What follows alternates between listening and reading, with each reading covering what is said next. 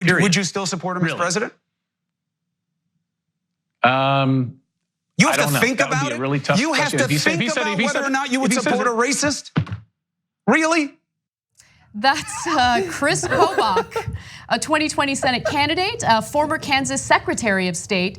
He is very well known for stoking racial tensions, and I'll get to those details in just a minute. But Chris Cuomo had him on his program last night, Cuomo Prime Time, to discuss Donald Trump's racism and bigotry toward freshman members of Congress, particularly the progressive women of Congress, which we've been talking about all week.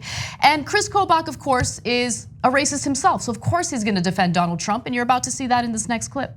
Okay, well, first of all, if you look at the words themselves, when the president said, I think people are focusing on that these members of Congress should go back to the crime-infested places from which they came, right? So where are those places? Well, in AOC's case, it's the Bronx.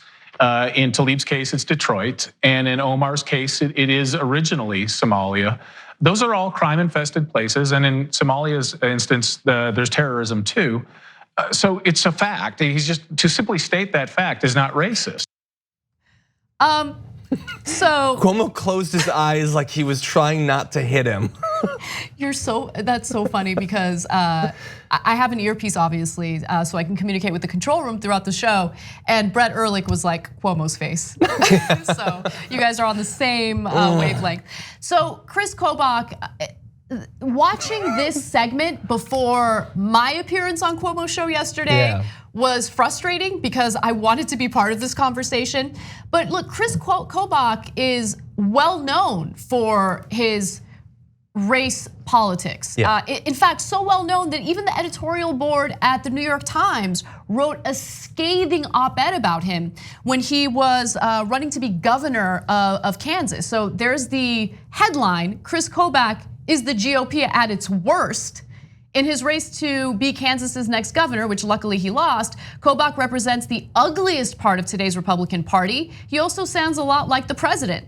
Now in that piece, they also said the following: he's best known for having been the vice chairman of President Trump's ugly voter fraud commission, spawned in 2017 to root out the millions of illegal voters who Trump's ego pathetically and falsely claimed had cost him the popular vote in 2016. Now that commission, as we all know, disbanded shortly after because there was absolutely no evidence indicating that undocumented immigrants were voting in the general election. No evidence at all. What a waste of time and resources. It's so weird that he couldn't find it when there were millions of them in California alone.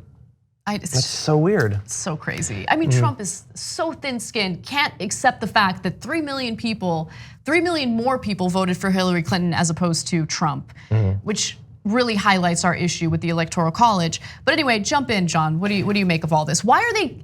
Look, I'm glad that Cuomo is giving a voice or giving a platform for progressives because that hasn't been happening on cable news ever. But at the same time, I mean, Kris Kobach was the second well-known racist that was given a platform on CNN that day. Yeah, that's true. Yeah, I guess he's in a tough position because Kobach's a horrible, horrible guy. His track record's absolutely terrible. He will not rest until there's not a single black vote cast in a major election. That's the only, I'm sure he has other aspects of his ideology, but that's what he's going for is to stop non-white people from voting. But I mean, he's had multiple, high-profile runs. He's a member of the GOP. We're in a terrible position where some of the most horrendous people, like he was a narrow second to Richard Spencer and how disgusting he was, but he's a relatively influential member of the GOP, so I guess they're gonna have him on. He's gonna be running again. If he fails there, he'll probably be brought into the Trump administration if there's a second term. That's who he is. Yeah, and I will give Cuomo credit because he is not the typical cable news host who just sits there and allows a terrible person to lie and say whatever he or she wants to say. He does push back. There's a little bit of that in the next clip we're gonna show you. If he says, I'm not a racist, then it gives guys like you cover to defend him. But let me ask you, what would you do if the president said, I am a racist? That's why I said it. What would you do? Then I would not defend him because there's no excuse for racism in America. Would you still support him as president? You have to think about it. Really tough you have to think about whether or not you would support a racist. Really?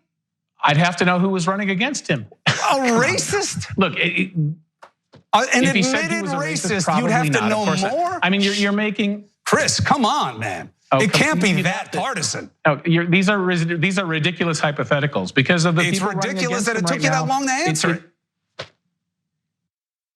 So I like the way that Cuomo handles these types of interviews because he does push back.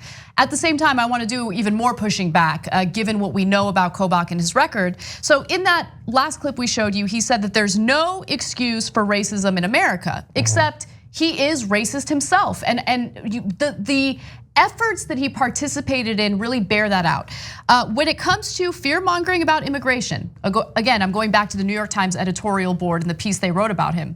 Mr. Trump is a newbie compared with Mr. Kobach. Starting with a failed run for Congress in 2004, Koback has regularly sounded the alarm that illegal immigration and widespread voter fraud are destroying this nation. Indeed, he has suggested that fraud played a role in his congressional defeat. His crowning achievement as Secretary of State was a law passed in 2011 requiring people to prove their citizenship before registering to vote. Or rather, it was his crowning achievement until a federal judge this year struck down the law as unconstitutional.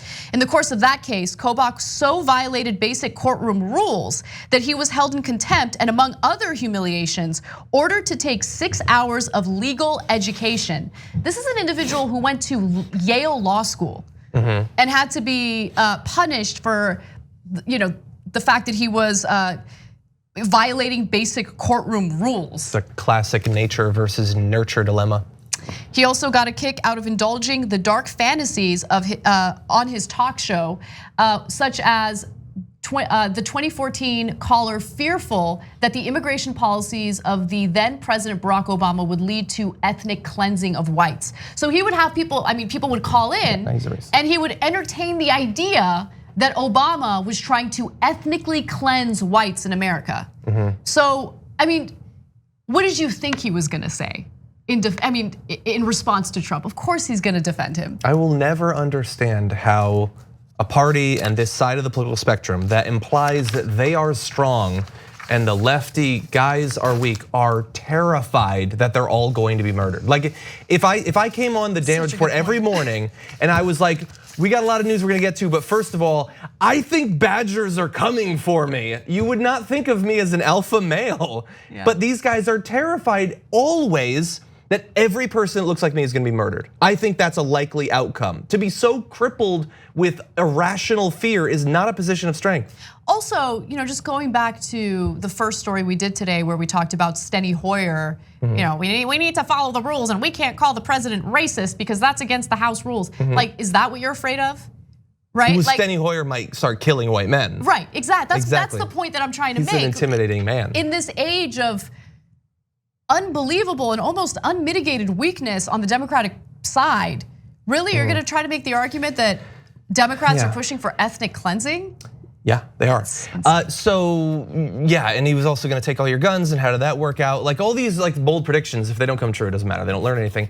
The thing about that interaction that I found a little bit frustrating, and it's one of the reasons that I didn't talk about this morning was, although I'm really torn on this, sometimes when something is so clearly racist, like Donald Trump's rant, you want to take it and you want to mash it into the face of the people who refuse to accept that racism is a thing and that it's driving American politics because they refuse to accept that. But I'm also on the flip side, it's never going to happen. There is never going to be a thing that is said or done that is finally going to make that night, Hannity, Tucker Carlson, Ben Shapiro, all gonna be like, they got us. That's racist. It's never ever going to happen. It'll happen. You want to know when it'll happen? When? If a US president says something negative about white people. That's true, but I'm talking about. Can you believe the racism? I'm talking about actual racism, but yes, I get what you're saying.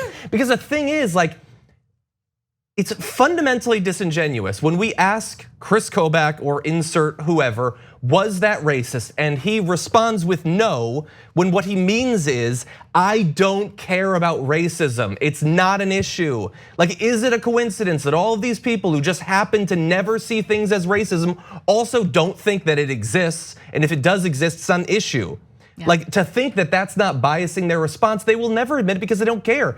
Kris Kobach's a professional politician with decades of experience. And if you watched the body language and the way he responded to Chris Cuomo's questions there, it was like you were asking a little boy something and he couldn't help but do tells that he was lying. When he finally responds, he starts smiling because he knows that what he's saying is not true. Such a good point. And then when there's the follow-up, he looks up in the air and sort of sighs like, are we really gonna go through with this? Sure, I wouldn't support him. Because it's not true, he doesn't care.